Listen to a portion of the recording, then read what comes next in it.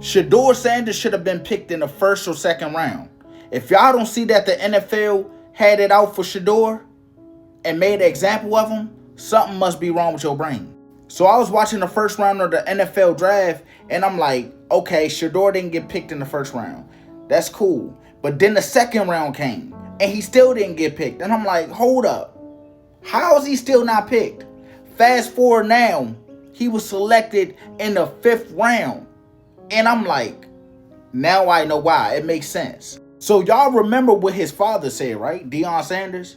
He said that if his son didn't like the team that drafted him, he was going to make them trade him. He was going to demand that they traded him like Eli Manning did back in the day. But guess what, y'all? The NFL was watching and listening closely, and they didn't like that. They don't like people like that. They don't like that you confident and outspoken. They want you to be obedient. They don't want no player that act like they're above the system. They don't want you to come in and think you can dictate where you want to go.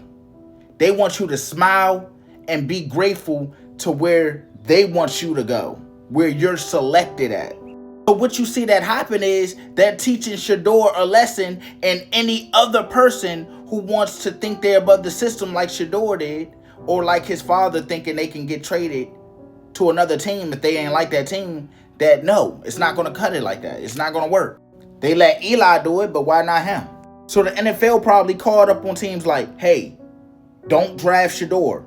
Pass up on him. We're going to let him fall. We're going to teach him a lesson. We're going to make an example out of this young kid, young black kid. It's all about control and power. And if we being real, the NFL been modern day slavery. They draft these young men in an auction style.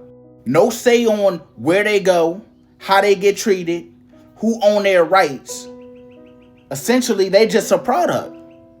It's money over everything and power over everything. And if you don't play the game according to their rules, they will humble you and make an example out of you. Shedeur didn't fall because he wasn't talented, y'all.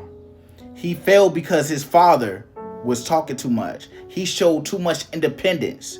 He had too much voice. And they like, no, we can't let that happen. The NFL do not like free men. They like owned men. Once you sign that contract, just know it's over. Y'all better wake up and realize that it's not just about the NFL. It's about the system. And when you think you're bigger than the system, you seen what happened. Or you see what happens.